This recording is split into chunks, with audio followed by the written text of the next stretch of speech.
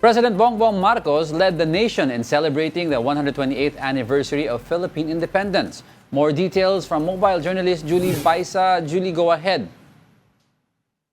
Angelo, military at civic parade at flag raising ceremony yung ilan sa naging aktibidad ni Pangulong Bongbong Marcos para sa 128th Independence Day celebration sa Maynila kaninang umaga. Kasama nga ni PBBM ang first family ng pangunahan yung flag raising at wreath laying ceremony sa Rizal Park.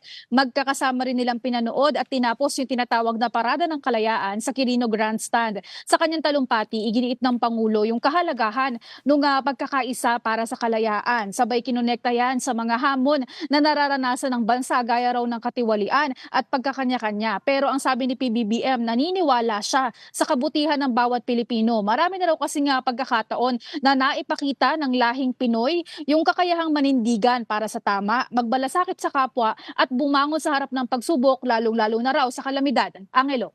Alright, sino pa yung mga kasama niya yung PBBM dyan, cabinet members or other government officials?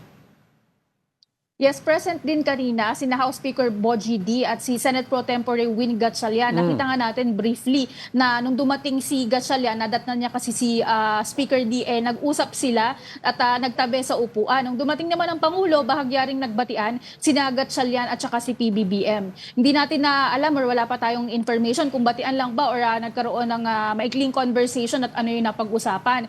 Bukod sa kanila, present ngayong ilang miyembro ng gabinete ng Pangulo gaya ni Secretary Garin. Nandyan din yung mga miyembro ng Diplomatic Corps.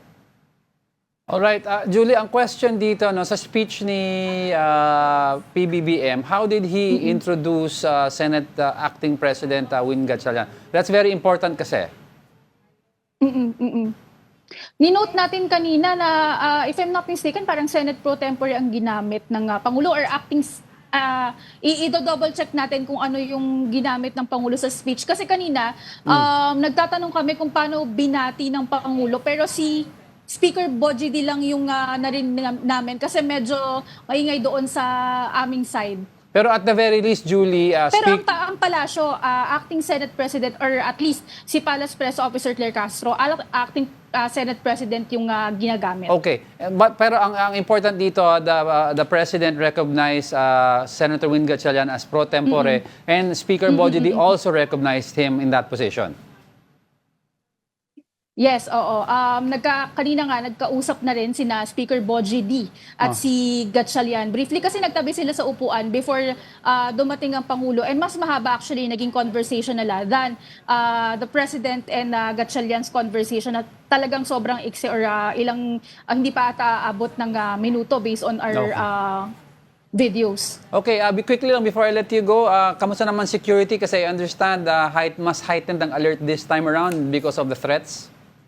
Kanina umaga, Diego, doon sa Luneta Park sa bahagi ng Quirino Grandstand, talagang mahigpit yung ipinatutupad nila na seguridad. Unang-una kasi maraming tao dahil nga nagkaroon ng parada para sa kalayaan or parada ng kalayaan. So bago tayo makapasok doon sa VIP area o yung merong mga bleachers malapit sa stage, kinakailangang i-double check kung nasa system ba yung pangalan natin, kinakailangang bigyan ng stickers yung lahat ng mga pumapasok and mas maraming mga nakadeploy na pulis. Pero dito naman sa Palacio, Diego, kanina nung pagpasok natin, normal naman kung paano yung standard na pag-check kung saan ka pupunta, anong ahensya. Ganun pa rin yung ginagawa ng mga PSC. Pero wala din tayo nakikitang mga nakadeploy na police or PNP personnel. Kung makikita nyo dito sa aking likuran na yan. Ganyan pa rin naman, tahimik, lalo't holiday ngayon, so marami sa mga empleyado ng gobyerno, wala namang pasok ngayong araw. Alright, thank you for that report, mobile journalist Julie Baisa.